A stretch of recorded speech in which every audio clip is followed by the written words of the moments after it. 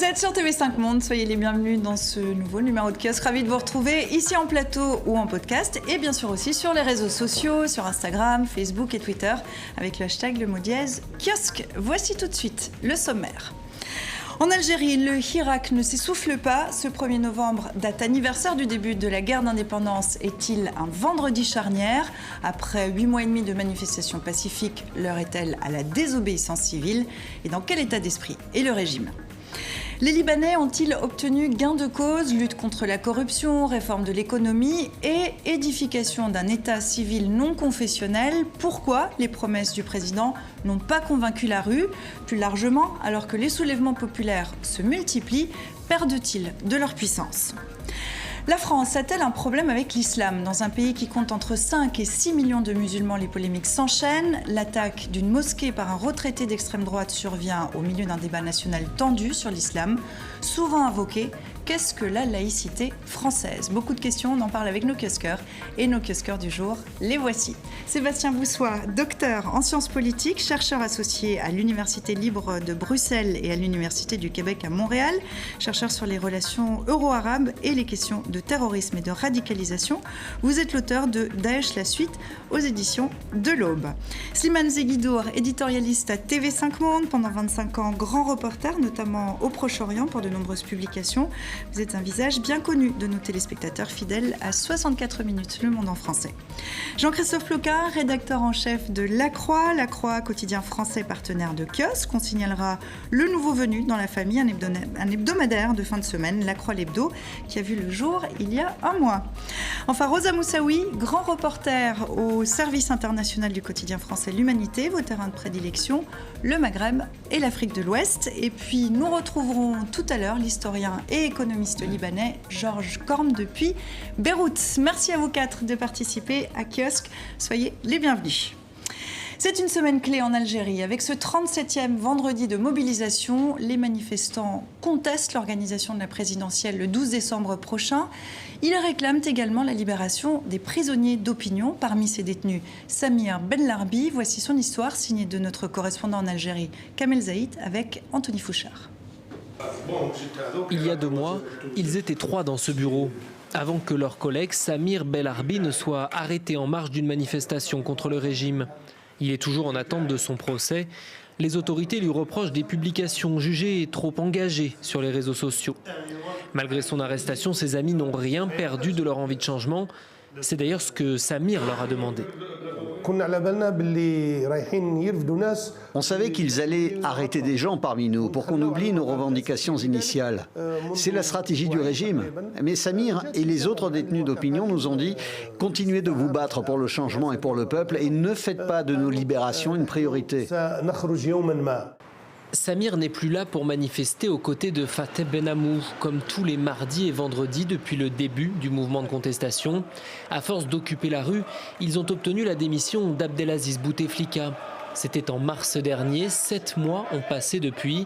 Samir Benlarbi est en prison et des centaines d'autres opposants, politiques ou activistes sont dans le même cas. Les caciques du régime, eux, les cadres, les généraux sont toujours aux manettes et Fateh Benamou, toujours dans la rue. On est là chaque semaine pour le soutenir, ainsi que ceux qui ont été emprisonnés injustement. Il n'a pas commis de crime, il a juste exprimé des avis politiques et ses idées. Il a toujours œuvré pour une Algérie meilleure, pour que le peuple algérien recouvre sa liberté. Partout dans le cortège, des photos des activistes emprisonnés. La répression des autorités s'est intensifiée ces dernières semaines alors que les élections présidentielles approchent. Le 12 décembre, les Algériens sont appelés aux urnes pour élire leur nouveau président. Et hier jeudi, l'homme fort du pays, le chef de l'armée Ahmed Gaïd Salah, a campé sur ses positions. Pas de changement du calendrier électoral, pas non plus de libération des détenus d'opinion. Comme attendu, les Algériens sont massivement descendus dans les rues. Tous les ingrédients sont réunis pour faire de ce vendredi un moment clé, un moment charnière de ce mouvement qui dure depuis 8 mois et demi. Rosa ? Je crois que c'est déjà une date historique. Une foule immense a envahi les rues d'Alger alors même que tous les accès à la capitale étaient bloqués. Donc le 1er novembre, c'est une date très importante pour les Algériens, puisque c'est le début de la guerre d'Algérie, c'est le déclenchement de l'insurrection qui a mené ensuite à l'indépendance du pays. Et ce que vit l'Algérie depuis 8 mois est très profond. C'est pas simplement un élan démocratique, simplement un mouvement social. Les Algériens le disent, ils veulent se libérer. C'est un mouvement de libération. Et ce qu'on entend dans les rues d'Alger, les gens ont commencé à manifester dès jeudi soir, c'est ce mot d'ordre d'indépendance. Donc ça dit toute la profondeur de ce mouvement que la stratégie répressive du pouvoir n'arrive pas à contenir. Libération, indépendance, le vocabulaire n'est pas anodin. Il est même symboliquement très très lourd parce que la date du 1er novembre, comme cela vient d'être dit, est une date culte en Algérie et c'est l'occasion où le pouvoir en place sort ses grandes batteries dans la rhétorique nationaliste en mettant en exergue le rôle de l'armée dans la libération du pays. C'est l'armée comme libératrice, poitrine, cœur battant de la nation. Pour la première fois, c'est le peuple qui reprend l'initiative pour gérer, traduire et célébrer à sa propre manière la guerre d'indépendance en disant... Donc ça résume bien ce qui se passe depuis... Bien sûr, et peut-être le mot de la fin qui résume l'affaire, c'est le vétéran de la guerre d'indépendance, le commandant Lardar Bouraga, qui est en prison à 86 ans. Il a envoyé un message depuis la prison.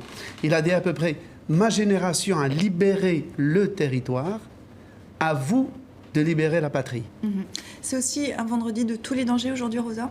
De tous les dangers, je ne crois pas. On ne peut pas imaginer un scénario répressif, justement parce que cette date du 1er novembre est très symbolique et que l'armée ne peut pas se mettre dans la position de réprimer fortement les manifestants. Je crois qu'il faut souligner le contraste aussi avec ce qui se passait à la même époque l'année dernière, avec ce portrait de Bouteflika qui défilait dans des rues vides. Il y a des choses qui ont changé en Algérie depuis un an et vraiment cette idée que le peuple a repris sa place d'acteur politique, elle est installée. Maintenant, le bras de fer se poursuit. Les gens ne veulent pas du coup de force électoral qui est organisé en fait par l'institution militaire qui tient de facto les rênes du pays depuis la chute de Bouteflika. C'est vrai que le portrait d'Abdelaziz Bouteflika dans les rues, ça paraît assez loin en fait. C'est incroyable ce qui se passe en Algérie depuis quelques mois. Tout a été très très vite depuis des mois. On est dans ce combat pour la seconde indépendance de l'Algérie et on voit bien que beaucoup de choses ont évolué. Au tout début, l'armée était très proche du peuple et puis petit à petit, les choses se sont évidemment séparées et différenciées avec le coup de force de Gaïd Salah. Et aujourd'hui, on est dans cet enjeu majeur qui tourne autour du 12 décembre, au-delà du 1er novembre, la présidentielle. Est-ce qu'on fait le choix d'un président de transition pour ensuite amener une évolution, une réforme constitutionnelle et l'évolution progressive, ou est-ce qu'on est encore dans ce stade à ce niveau-là, c'est-à-dire d'une volonté qui concentre un petit peu toutes les revendications autour du dégagez-les tous, mais avec un risque ou un certain nombre d'inquiétudes sur la manière dont on peut assurer l'avenir de l'Algérie de manière apaisée et pacifique, tel que c'est le cas pour l'instant, et en tout cas en espérant qu'il n'y ait pas de dérapage. Évidemment, c'est à souhaiter.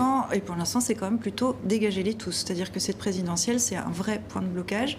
On a l'impression qu'aujourd'hui, après 8 mois et demi, d'un côté comme de l'autre, les positions sont figées. Pour l'instant, c'est plutôt le régime qui a reculé jusqu'à maintenant, 3 fois par rapport à la présidentielle. Est-ce que cette présidentielle du 12 décembre aura lieu ? En tout cas, pour le moment, on voit que le régime continue selon l'échéancier qu'il avait prévu. Donc, tout récemment, il y a eu donc ces 22 candidatures qui ont été déposées auprès de l'autorité chargée de vérifier effectivement les procédures. Donc, le régime reste dans cette perspective de l'élection le 12 décembre. Et effectivement, le contraste est très fort entre cette logique un peu bureaucratico-politique et puis voilà, ces centaines de milliers de personnes dans la rue qui exigent autre chose et qui veulent aller plus loin. Je pense que la question qui vient d'être posée, effectivement, de l'articulation, de l'atterrissage en quelque sorte, ou en tout cas de la façon dont peuvent se concrétiser politiquement ces manifestations, c'est vraiment une question aussi qui concerne évidemment les responsables du mouvement. Et ça, c'est une question que tout le monde se pose en fait depuis des mois. C'est quelle traduction politique ? Alors sur les élections, d'abord, je crois qu'elles aient lieu ou non, la partie est perdue pour le régime parce que ce scénario électoral, il était pensé par le régime pour se relégitimer. Or, même si l'élection a lieu demain, on voit bien qu'elle est très contestée par la rue. On voit bien aussi que sur ces 22 candidats, seuls 2 sortent du lot. Ce sont 2 anciens premiers ministres de Bouteflika, ce sont des hommes du sérail, des hommes du système. Et donc, évidemment, évidemment, ils ne peuvent pas incarner ni une alternative, ni même une forme d'alternance. Et puis, on reste dans la même configuration. Les Algériens ne veulent pas d'un scrutin organisé par une administration qui est passée maître dans l'art de la fraude, du trucage. Et donc, quoi qu'il arrive, même si un président devait sortir de ces urnes, il n'aurait pas du tout de légitimité et l'Algérie serait de toute façon ingouvernable. Donc je crois que le régime est quand même au pied du mur et que quel que soit le scénario des prochaines semaines, il sera quand même contraint d'ouvrir une forme de transition démocratique. Alors vous dites, il y a des choses qui ont changé, mais en réalité ce que vous dites là, on le disait déjà en mars, on le disait en juin. Alors la question qui se pose toujours, c'est celle des issues possibles. Comment l'Algérie peut sortir de cette situation qui est une situation de blocage qui inquiète aussi? Les données de base font qu'il n'y a aucune sortie possible satisfaisante. Pourquoi? Parce que pour la première fois, l'armée s'avance, gouverne sans masque. La décision d'organiser les élections le 12 décembre a été imposée par l'armée.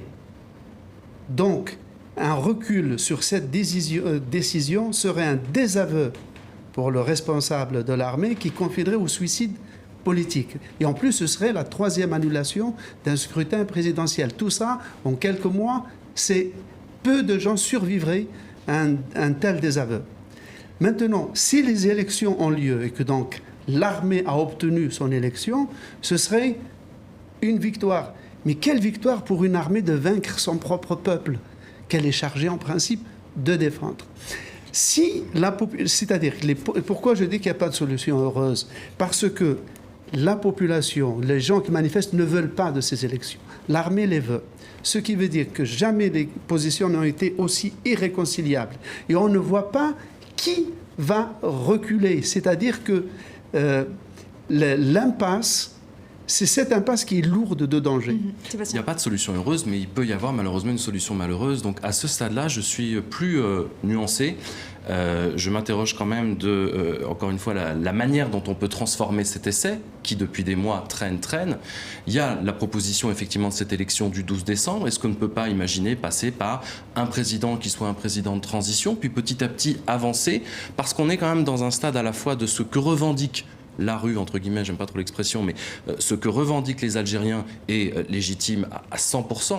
Mais la question, c'est qu'il va y avoir entonnoir à un moment ou un autre. Et dans ce processus-là, même si le président est légitime, pas légitime ou je ne sais quoi, je crois qu'aussi les Algériens, et un certain nombre d'Algériens en ont peut-être aussi marre, au-delà de la revendication et de la protestation. Ça fait des années qu'il ne se passe rien dans ce plus grand pays d'Afrique, qu'il y a en attendant une situation économique catastrophique, une situation sociale dramatique, et que chaque mois, à mon avis, et chaque jour qui traîne, où on est plutôt dans cette réflexion, parfois pour moi un petit peu idéaliste, de rejeter en bloc tout ce qui peut se présenter, je suis relativement balancé par rapport à ça. Parce que j'entends bien qu'on puisse transformer, mais en attendant, s'il y a une présidentielle, s'il y a un président, qu'est-ce qu'on fait? Est-ce qu'on arrive dans une situation plus chaotique?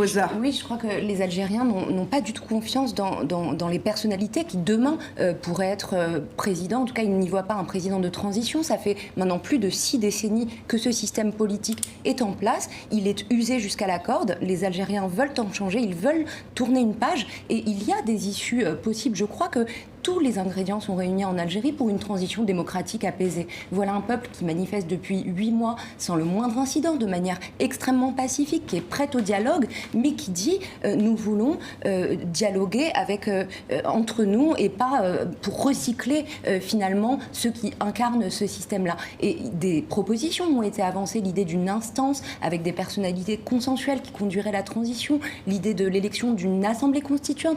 Les Algériens le disent. Quelle est l'urgence aujourd'hui à élire d'abord un président de la République? Après tout, Bouteflika, impotent, est resté des années à gouverner le pays depuis sa résidence médicalisée de Zeralda et le pays a continué à tourner. L'urgence n'est pas à l'élection d'un président de la République. L'urgence est à refondre ce système institutionnel, constitutionnel.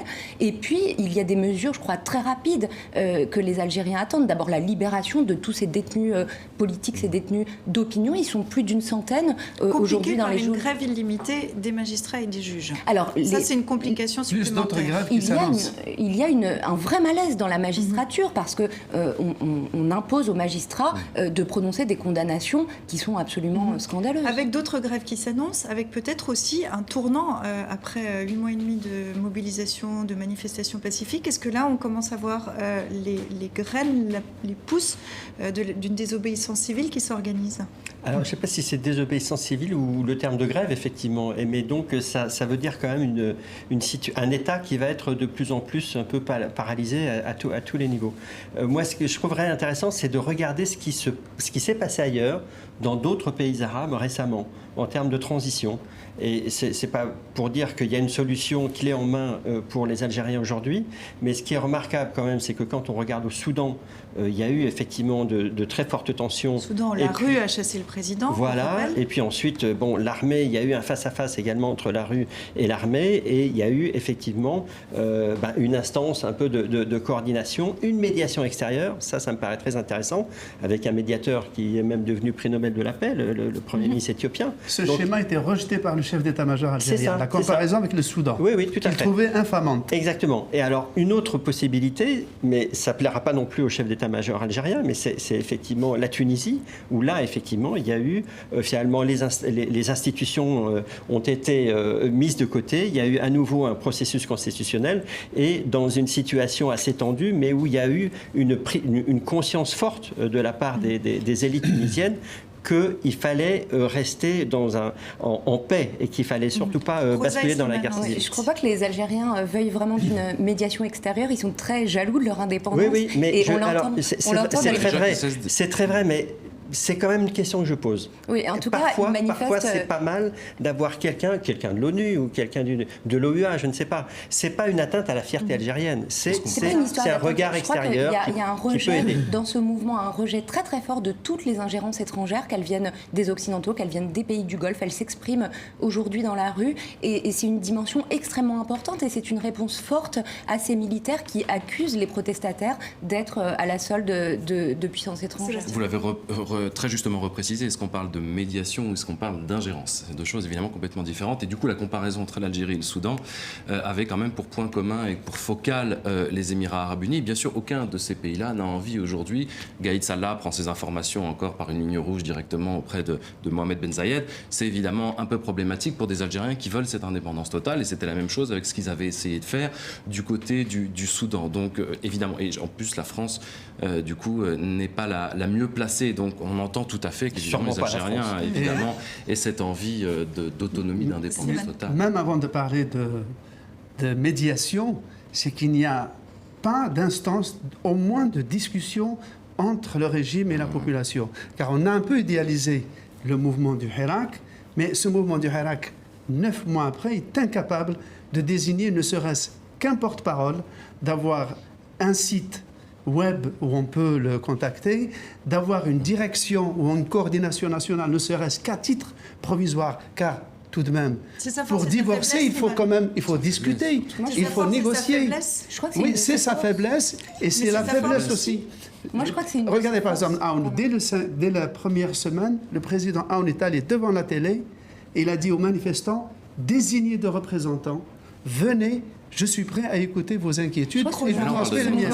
Dans une démocratie. Ce mouvement populaire l'a dit de manière assez claire, il ne veut pas désigner de représentants. Et on voit bien, là, dans la stratégie répressive déployée par le pouvoir, on essaye de mettre en prison des figures du mouvement populaire pour essayer finalement de l'étouffer. Ça ne marche pas parce que c'est un mouvement très horizontal. Donc c'est effectivement une de ses forces. D'un mot, Sébastien. Slimane parlait de démocratie, mais évidemment en Algérie c'est beaucoup plus compliqué. Mais en même temps, est-ce qu'on fait encore durer des mois et des mois avec aucune personne qui émerge, et quand même elle émerge, si elle n'est pas reconnue par Gaïd Salah et le régime, peu importe, mais au moins elle émergera, y compris à notre égard, y compris pour nous. Et du coup, de l'extérieur, on pourra au moins avoir ce sentiment que l'essai est globalement à peu près transformé. Ce qui aujourd'hui se situe un peu finalement comme comparaison est peut-être rapide, mais en tout cas comme les Gilets jaunes, c'est qu'est-ce qu'on fait à un moment, comment on fait émerger des personnes. C'est la grande question. Et d'un mot pour terminer, dans quel état d'esprit est le régime aujourd'hui? Après 8 mois et demi, on a beaucoup parlé des manifestants. Le régime, qu'est-ce qu'il fait? Dans quel état d'esprit il est? Est-ce qu'il y a des divisions?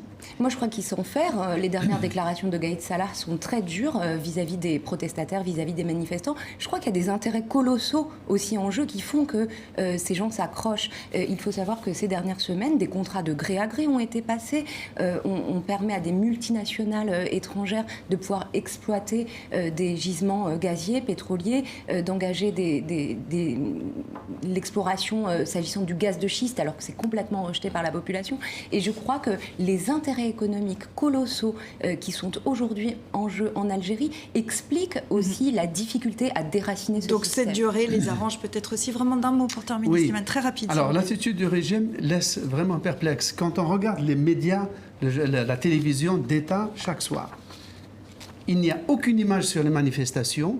Par contre, on nous montre des radiotrottoirs qui totalisent à peu près 7 ou 8 personnes chaque soir, des gens qui viennent dire on n'en peut plus d'attendre ces élections, vivement les élections. Et le commentaire, c'est le peuple attend avec fébrilité, avec ferveur ces élections. Et morale Donc de cette l'histoire dénégation... morale de l'histoire en Algérie, il y a TV5 Monde, il y a kiosque, on est très regardé là-bas, donc peut-être que là c'est aussi une option présidentielle, donc pour l'heure toujours fixée au 12 décembre. Il n'y a pas qu'en Algérie que la rue manifeste massivement. Depuis 15 jours au Liban, un tiers de la population dénonce l'incurie et la corruption de la classe politique. On retrouve tout de suite à Beyrouth Georges Korm. Vous êtes économiste et historien, éminent spécialiste du Proche-Orient et de la Méditerranée. Vous avez été ministre des Finances du Liban de 1998 à 2000. Merci d'être avec nous. Soyez le bienvenu dans Kiosque. Une première question un peu personnelle, Georges, si vous le permettez, d'un mot vraiment. Comment vous vivez cette séquence politique dans votre pays? Exaltation, méfiance, pessimisme? Non, il y a eu pas mal d'exaltation de voir le communautarisme s'effondrer de cette façon devant justement ce très vaste mouvement populaire qui a surpris tout le monde, avec la demande d'abandonner, d'arriver à la fin du communautarisme libanais, derrière lequel s'abritent les chefs des communautés qui sont un petit peu comme une banque qui s'est mise d'accord pour piller le pays depuis plus de 30 ans. Et on va y revenir, parce que vous parlez de communautarisme. Au 15e jour d'une forte contestation contre la classe politique et la situation en faillite économique du pays, ce jeudi, nouvel accès de colère des Libanais après le discours de mi-mandat du président. Michel Aoun s'est pourtant notamment engagé à édifier un État civil non confessionnel. Regardez. Sur la place des Martyrs, le temps semblait suspendu. Hommes, femmes, enfants, tous écoutent attentivement les paroles du chef de l'État. Pour son 3e anniversaire au pouvoir, Michel Aoun tente d'impulser un nouvel élan avec une annonce choc. Il ne veut plus d'un gouvernement uniquement basé sur l'équilibre entre communautés religieuses. Les ministres devront être choisis en fonction de leurs compétences et non de leur allégeance politique. D'autant que le Liban se trouve à un tournant critique, notamment sur le plan économique, et a désespérément besoin d'un gouvernement harmonieux, soutenu par le peuple et capable d'être productif. Aussitôt l'allocution terminée, les chants hostiles au président reprennent. Déception et amertume prédominent dans les rues de Beyrouth. C'est un discours terne parce que nous parlons de promesses comme en début de mandat. Nous en sommes maintenant à la moitié. Toutes ces promesses auraient pu être tenues dès la première année. C'est quoi la marche à suivre? Comment établir les responsables de la corruption? Il ne suffit pas de dire on veut combattre la corruption et je veux faire un État laïque en dehors de toute contrainte sectaire. Comment ça va se passer? Avec quel mécanisme? Beaucoup de questions, toujours sans réponse. Voilà pourquoi les manifestants maintiennent la pression et demandent un renouveau complet de la classe politique. Tout au long de cette 15e journée de mobilisation, des milliers de Libanais ont défilé dans les grandes villes. Michel Aoun a endossé la plupart des revendications des manifestants. Édification d'un État civil non confessionnel, donc lutte contre la corruption, réforme de l'économie. Est-ce qu'on peut dire que les manifestants qu'on vient d'entendre, Georges, qui ne sont pas très contents, ils ont pourtant obtenu gain de cause? Oui, enfin, ils ont obtenu gain de cause la démission du gouvernement de M. Hariri, mais Les premiers ministres sont désignés par le Parlement et lors des prochaines consultations, on aura sûrement soit le même Premier ministre, c'est-à-dire M. Khalili, ou bien une autre des personnalités sunnites en vue qui joue en plein dans le système communautaire. Donc, le discours du président n'a pas beaucoup changé les choses en réalité.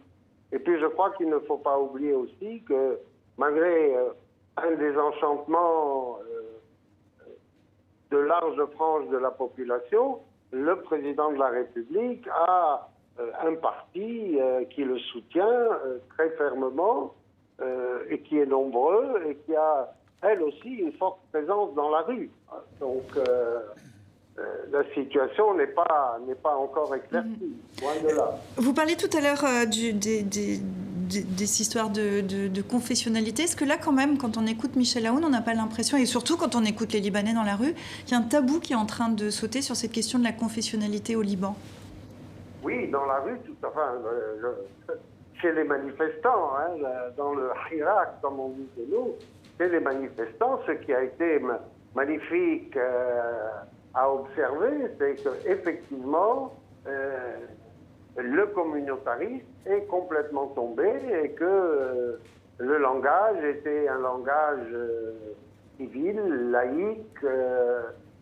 Ça a été la divine surprise de ces journées de manifestation, 13 ou 14 journées de manifestation. Maintenant, côté du négatif, il y a eu aussi le fait que ce mouvement a bloqué les routes, ce qui a beaucoup indisposé une grande partie de la population, parce que les gens ont besoin d'aller à leur travail aussi.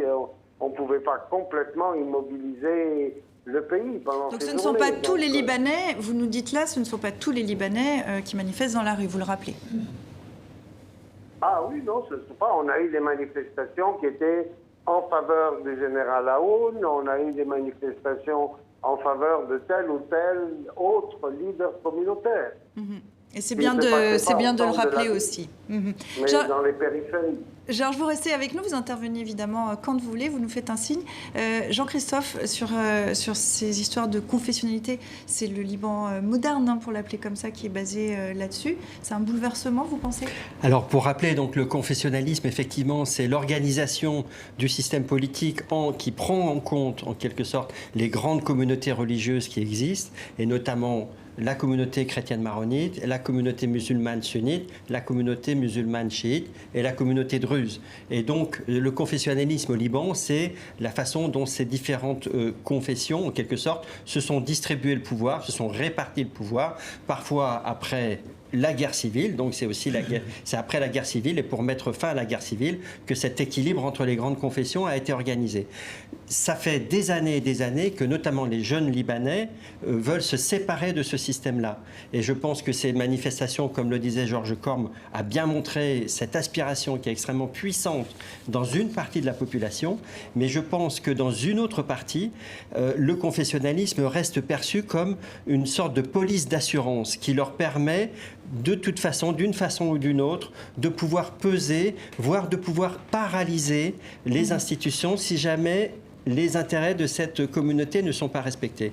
Et donc, je ne sais pas, et ça, moi, j'entendrai avec intérêt Georges Corme là-dessus, c'est-à-dire, est-ce que pour lui, on est vraiment en train de changer de système ou est-ce que le système est tellement puissant, tellement enraciné, avec des leaders, tous les leaders sont là grâce à ce système, est-ce que vraiment, voilà, ce système peut être renversé? On va tout de suite vous laisser répondre, Georges, si vous le voulez bien. Oui, en fait, je pourrais ajouter, si vous voulez, que même historiquement, les communautés libanaises ont des protecteurs extérieurs. Les Maronites ont eu la France, les Grecs orthodoxes, la Russie, les Grecs catholiques, l'Autriche, les sunnites, c'était l'Empire ottoman et puis l'Arabie saoudite. Donc, on a un système de déversoir. Les structures communautaires sont, depuis le 19e siècle, elles sont liées aux grandes puissances extérieures.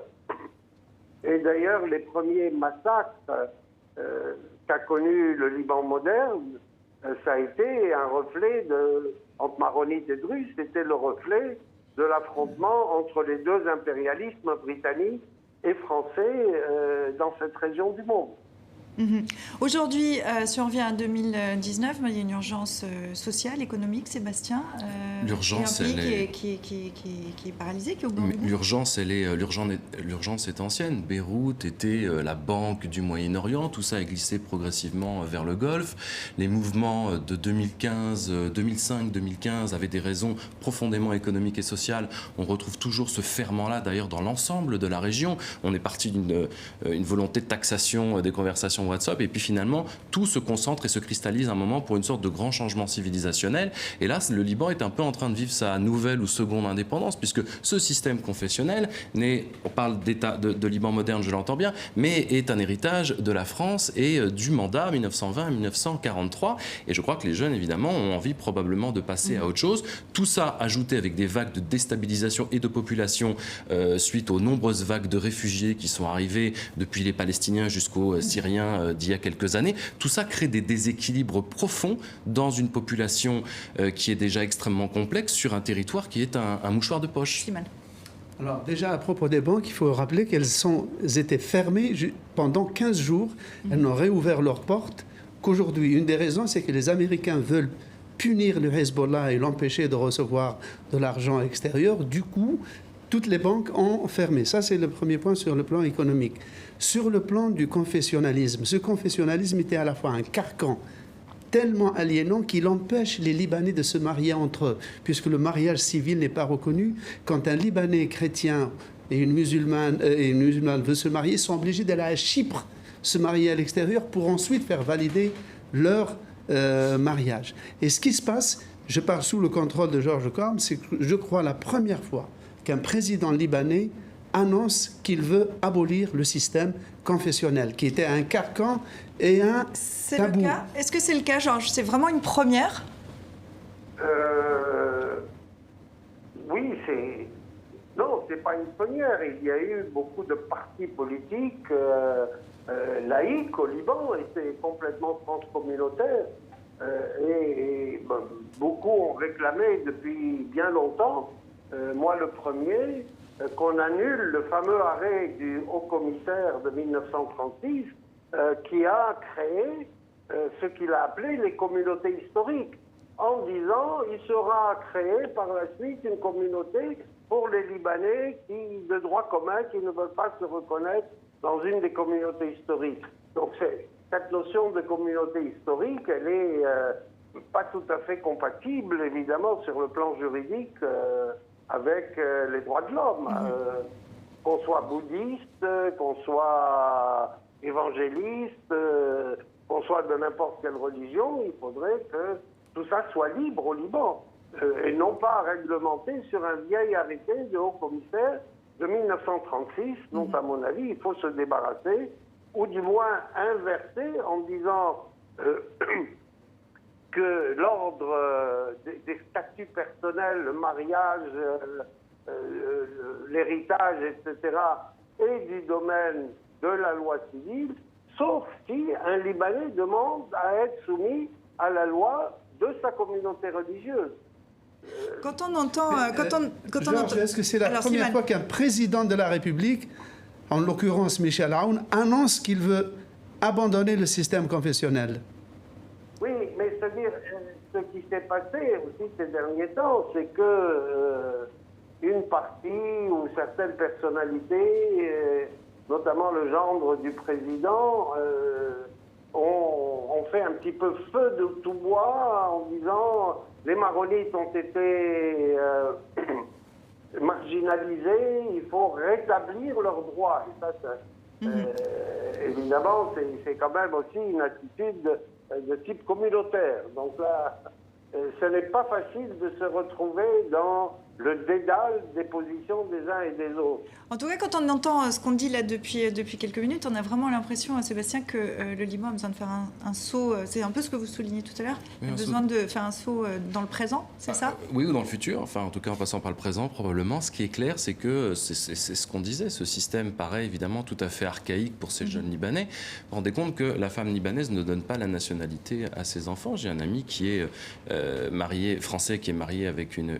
Libanaise, et les enfants ne sont que français, ils ne sont même pas binationaux. Rosa, on parlait de l'Algérie tout à l'heure, là on parle du Liban. C'est deux pays qui sont assez proches autour de la Méditerranée. Vu d'Algérie ce qui se passe au Liban et inversement, vu du Liban ce qui se passe en Algérie, comment ça peut s'alimenter? On regarde de très près ce qui se passe non seulement au Liban, mais aussi en Irak et puis ailleurs dans la région. Et je crois qu'il y a un phénomène aussi où ces mouvements se répondent, se font écho, s'alimentent, etc. Il y a vraiment les mêmes problématiques au cœur de ces crises-là. Vous parliez tout à l'heure de la crise sociale. Il y a 200 000 Libanais depuis la guerre en Syrie qui ont basculé dans la pauvreté dans un pays qui comptait déjà 1 million de personnes vivant dans la pauvreté. Vous avez 300 000 chômeurs en plus.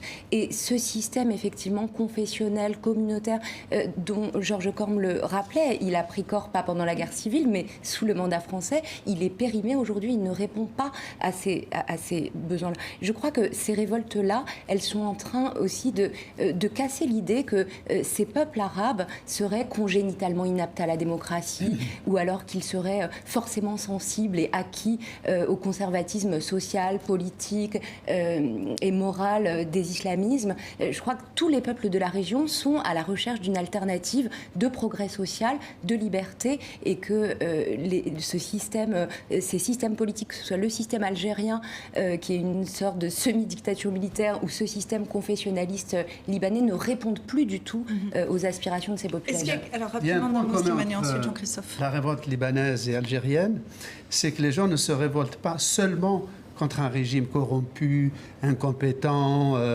inefficace. Ils se révoltent aussi contre une structure, une culture de pouvoir qui est devenue totalement caduque, totalement inadaptée à leurs besoins. Et donc, ils sont face à un régime totalement irréformable, un peu comme l'était l'Union soviétique. On va conclure. Allez-y, Georges, je vais conclure avec vous. Oui, moi j'ai qualifié le groupe dirigeant, qui est le groupe des dirigeants communautaires, qui se rassemblent dans un conseil des ministres, je les ai qualifiés d'autistes. Ils sont autistes, ils ont perdu la notion de l'existence d'un peuple libanais. Ils font leur tactique entre eux, ils font leur jeu communautaire entre eux, et ils ont complètement perdu de vue l'existence d'un peuple qui, au cours des 30 dernières années, s'est considérablement appauvri, et notamment du fait de la gabegie des gouvernements Hariri, père et fils, qui étaient malheureusement appuyé et couvert par le président Chirac. Un mot pour conclure avec vous, Georges. La question, c'est la question qu'on se posait pour l'Algérie. L'Algérie, ça fait 37 semaines qu'ils manifestent, au Liban 2 semaines. Mais la question, en réalité, est la même. C'est comment sortir de cette mauvaise gouvernance. Vous, quelle solution vous verriez pour le Liban? Et ça sera la conclusion. Oui, alors, il y a un mécanisme institutionnel qui a été prévu par les accords de Taïf qui ont mis fin à notre guerre de 15 ans, entre 75 et 90, et qui n'ont pas été appliqués. Alors on a 2 voies. Soit on applique cette sortie de crise par ce qui a été décrété il y a 30 ans à Taïf, c'est-à-dire on crée un Sénat qui représente les communautés religieuses, et puis la Chambre des députés, elle, répartie à 50-50 entre chrétiens et musulmans, est libre de toute affiliation communautaire. Donc peut-être des solutions qui existent, qui sont à chercher, qui sont peut-être là sous la main, c'est ce que vous nous dites. Merci infiniment pour cette analyse depuis Beyrouth. Merci beaucoup. Je vous dis à très bientôt. Merci. Merci à vous. Si vous nous rejoignez maintenant, soyez les bienvenus dans Kiosque. On continue à passer en revue l'actualité de la semaine avec le politologue Sébastien Boussois, Slimane Zeguidour de TV5 Monde, Jean-Christophe Ploquin de La Croix et Rosa Moussaoui de l'Humanité. Cette question maintenant, la France a-t-elle un problème avec l'islam ? Dans un pays qui compte entre 5 et 6 millions de musulmans, les polémiques s'enchaînent depuis un mois. L'attaque d'une mosquée par un retraité d'extrême droite lundi survient au milieu d'un débat national tendu sur fond de stigmatisation des musulmans. Le climat ambiant est délétère. Jean-Luc Mélenchon s'adresse au Premier ministre. Le ton grave est posé. Il dénonce l'emballement du débat sur l'islam. L'attentat de Bayonne est une alerte fondatrice. Il est le résultat évident d'une écœurante et odieuse séquence de stigmatisation des musulmans. Édouard Philippe esquive toute polémique et appelle au consensus républicain. Vous avez raison, Monsieur le Président Mélenchon. Nous devons faire très attention à ce que nous tous ici, responsables élus ou responsables politiques, nous disons. Dans une République sûre de ses principes, nous pourrions tous ensemble considérer qu'il n'y a qu'une seule communauté, la communauté nationale. Mais pour le député socialiste des Pyrénées-Atlantiques, l'exécutif a autant jeté de l'huile sur le feu que le Rassemblement national. Quand on choisit comme thème central l'immigration, quand on débat sur le voile, quelle est votre propre part de responsabilité comme chef de la majorité? Et quelle est la part du président de la République dans ce climat malsain? Pour sa part, le Rassemblement national dénie toute responsabilité. Il n'y a pas de mea culpa à avoir. Oui, il y a un certain nombre de problèmes dans notre pays. Oui, c'est de notre devoir de les dénoncer. De quoi faire bondir les musulmans de France. Il faut avoir un culot. Ils dénoncent ce qui s'est passé. Ils sont certains, ils sont à l'origine de ce qui s'est passé par leur discours. Vous pensez à qui ? Écoutez, je pense au Front National, je pense à certains des Républicains. Les Républicains à l'origine d'une proposition de loi pour interdire le voile lors des sorties scolaires. Hasard du calendrier, elle a été adoptée au Sénat. Question très directe, Jean-Christophe. La France est-elle islamophobe ? Non, absolument pas. Il y a un contexte. Je pense que le contexte lié aux attentats pèse très fortement sur la façon dont les Français de souche regardent l'islam. Et donc, il y a des enjeux sociaux très importants, des enjeux sociaux qui n'ont pas été résolus et donc qui ont un impact aussi sur la façon dont dans certains quartiers se jouent finalement les liens au sein des communautés et parfois des communautés qui se trouvent un petit peu enfermées, ghettoisées dans certains quartiers. Je pense qu'il y a énormément de critères qui permettent de dire que oui, pour les musulmans de France, il y a aujourd'hui des sujets de tension, il y a des préoccupations et que pour la population française en général, il y a aussi beaucoup d'interrogations et de fait, à cause du terrorisme notamment, beaucoup de défiance qui est en train de s'exacerber. Mais de là à dire que le pays est islamophobe, non.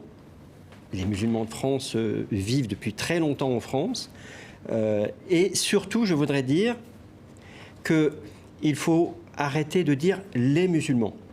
Moi, j'insiste beaucoup sur la très grande diversité de modes de vie, de modes d'appartenance, de relations avec leur foi des musulmans en France. Et je pense qu'il faut surtout éviter tout amalgame et toute globalisation. Et c'est vrai que certains polémistes jouent sur cet amalgame, il faut absolument les contrer. Sébastien, vous êtes français, vous vivez en Belgique. Venu de Belgique, où il y a aussi une communauté musulmane, je ne sais pas si c'est le bon terme, enfin, voilà. Comment vous avez vu ? Il y en a oui, un certain nombre, effectivement.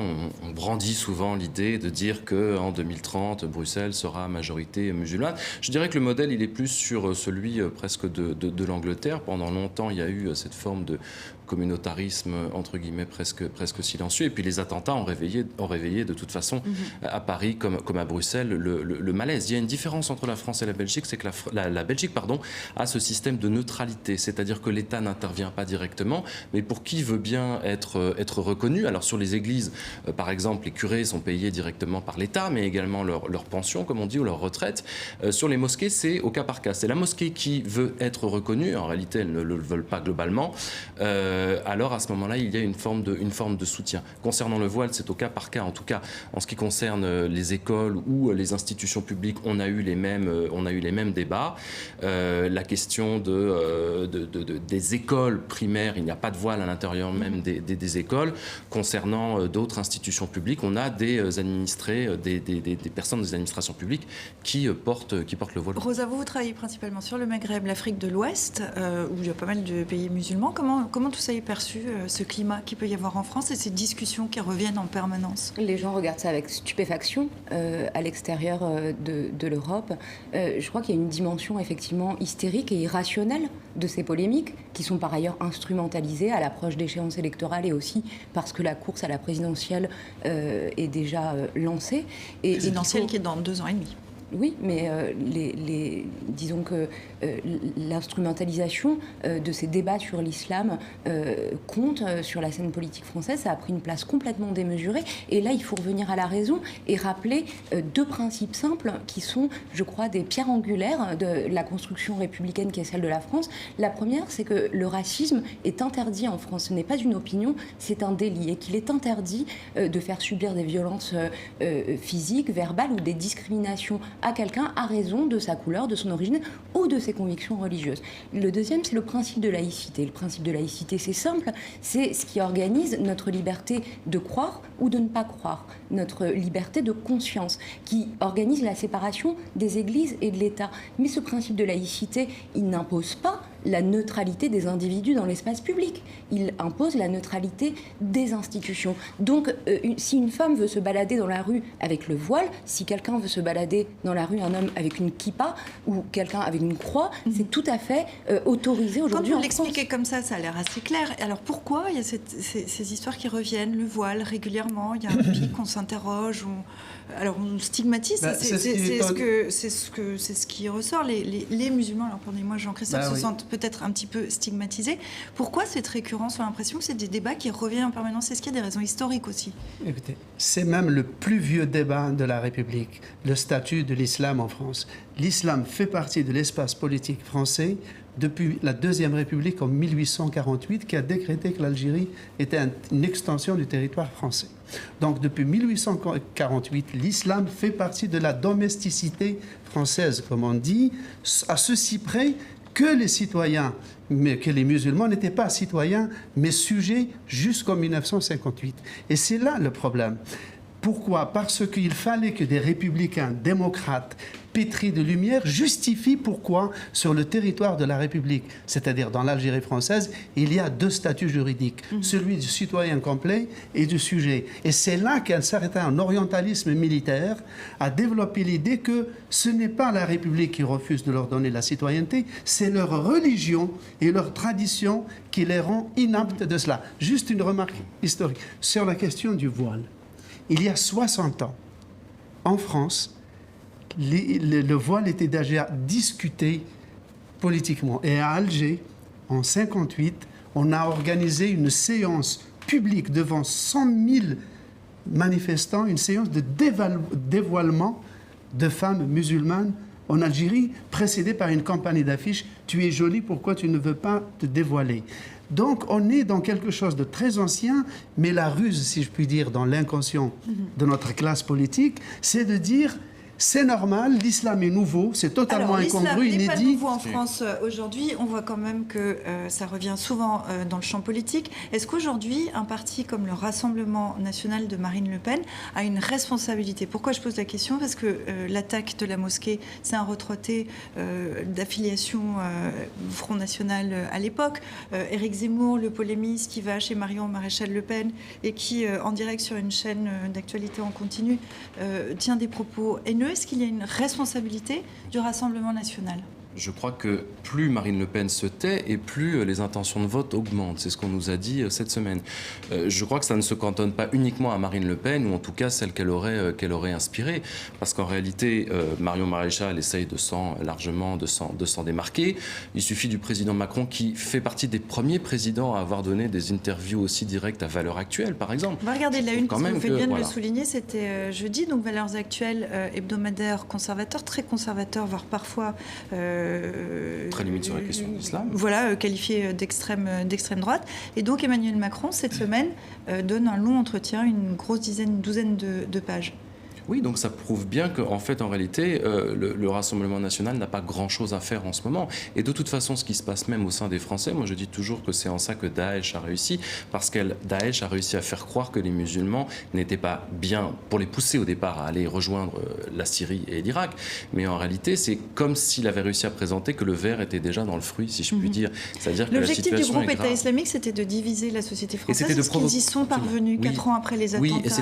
Oui, et les attentats, ce que disait Jean-Christophe, mais également provoquer des formes de micro-guerre civile. C'est ce que je développe dans le livre. C'est-à-dire que vous vous retrouvez avec des situations où on a suffisamment agité l'attention, on a glissé rapidement de radicalisés, djihadistes à finalement musulmans, pour qui ça pose pas beaucoup de problèmes de mettre tout ça dans le même sac. Et vous avez du coup de l'autre côté, comme ce qui s'est passé à la mosquée de Bayonne, des situations où l'extrême droite et des groupuscules ou des individus isolés s'agitent et vont du coup dans un phénomène de ping-pong répondre d'une tension à une autre. Et c'est ça, une micro-guerre civile. On parle d'islam et du coup on parle de radicalisation. Ça intervient toujours dans l'actualité depuis quelques années. Est-ce que l'islam a un problème aujourd'hui en son sein aussi? Il faudrait quand même rappeler que un certain nombre de musulmans et de musulmanes ont été victimes des attentats que la France a connus en 2015 en particulier. Il faut le rappeler, il faut arrêter de faire le lien entre islam et terrorisme. La plupart, l'écrasante majorité des musulmans de France, ils sont évidemment horrifiés par des phénomènes comme Daesh, par des phénomènes d'islamisme armé, violent, terroriste, etc. Ils peuvent en être les victimes. Mais est-ce qu'on peut dire quand même qu'il y a un raidissement dans l'islam depuis quelques années? Je ne crois pas, je crois que vous le disiez tout à l'heure, il y a des courants. D'un point de vue géopolitique, c'est évident. Mais c'est à mon avis plus ça. Oui, bien sûr. D'un point de vue géopolitique. Alors j'ajouterais, c'est Abdelwahab Meddeb qui parlait de la maladie de l'islam. Alors c'était un bouquin qu'il a écrit il y a une dizaine d'années. Je pense qu'aujourd'hui, effectivement, à l'intérieur du monde musulman, il y a des courants idéologiques extrêmement puissants, soutenus par des pays extrêmement riches, et qui poussent à une interprétation de l'islam qui est une école historique, mais il y en a beaucoup d'autres. Et par exemple, les musulmans soufis d'école soufie sont extrêmement horrifiés par ce courant wahhabite, salafiste. Et c'est une minorité. Donc il y a bien une division et une tension. C'est une secte qui n'a quand même pas des milliers d'adeptes en France. C'est pas vrai. L'islam de France tel qu'il existe aujourd'hui, il n'est pas non plus, ce ne sont pas des hordes de wahhabites, quoi. Slimane, très rapidement. Il y a une violence symbolique dont on ne parle pas, c'est celle qui consiste à désigner des gens comme musulmans sans leur demander leur avis. Bravo. Parce que la plupart des gens ne se présentent pas comme musulmans, et quand on leur demande de se présenter, ils disent que l'islam occupe la 10e place dans ce qu'ils vont énumérer comme couche identitaire. Donc il faut déjà arrêter d'appeler d'autorité de façon paternaliste, de désigner des gens comme musulmans sans même prendre la peine de leur demander leur avis. C'est le vivre ensemble, et ce sera le mot de la fin pour vous très rapidement, c'est le vivre ensemble qui est menacé aujourd'hui, peut-être en France? Il est grandement menacé en Europe, comme il est globalement partout. On voit ce courant mondial de guérilla pour des raisons économiques, sociales, identitaires, culturelles, religieuses. Heureusement, la France n'est pas une exception. D'un mot vraiment, Jean-Christophe, je pense qu'il est challengé, mais je pense qu'il y a une vraie aspiration dans la population à vraiment s'entendre ensemble. Moi, je crois que c'est la très ancienne haine de l'arabe qui est déguisée par l'extrême droite aujourd'hui en intransigeance laïque, que l'extrême droite n'a jamais été défenseuse de la laïcité. Et là, cette façon de dire et de faire les choses a contaminé une bonne partie de l'échiquier politique. Et il faut entendre l'inquiétude aujourd'hui des musulmans de France. Et c'est un débat qu'on aurait pu continuer, mais je vous propose qu'on le continue avec Dinem, puisqu'il revient sur cette question-là. On aura l'occasion d'en reparler, Slimane, bien sûr. Sur ce même thème, regardez, ces musulmans musulmans, une cible dessinée sur leurs vêtements. Et on n'a dit pas de signe religieux visible, s'insurge un homme face à ce couple. Le groupe État islamique confirme la mort de son chef, Abou Bakr al-Baghdadi. Notre organisation a été décapitée, constate attristé ce djihadiste, un sabre ensanglanté à la main. Au Liban, la démission du Premier ministre, Saad Hariri. Le peuple a frappé un grand coup, aïe, un coup de pied dans le tronc solide d'un cèdre du Liban, l'emblème du pays. Dilemme revient aussi sur cette actualité. La semaine dernière, le président américain Donald Trump levait les sanctions contre la Turquie. Il m'a fait sauter une contravention pour stationnement interdit, se félicite son homologue turc, Recep Tayyip Erdogan. Le dessin se passe par ailleurs de commentaires. Enfin, le Brexit, l'Europe accorde un délai supplémentaire à Boris Johnson, ficelé au bout d'une planche. Quelles sont tes dernières volontés, demande l'Europe. Des élections générales, répond le Premier ministre britannique. C'est accordé, elles auront lieu le 12 décembre prochain, même date que la potentielle présidentielle en Algérie. La boucle est bouclée. Merci, merci Dilem, merci à vous quatre et merci évidemment à vous qui nous regardez aux quatre coins de la planète. À la semaine prochaine.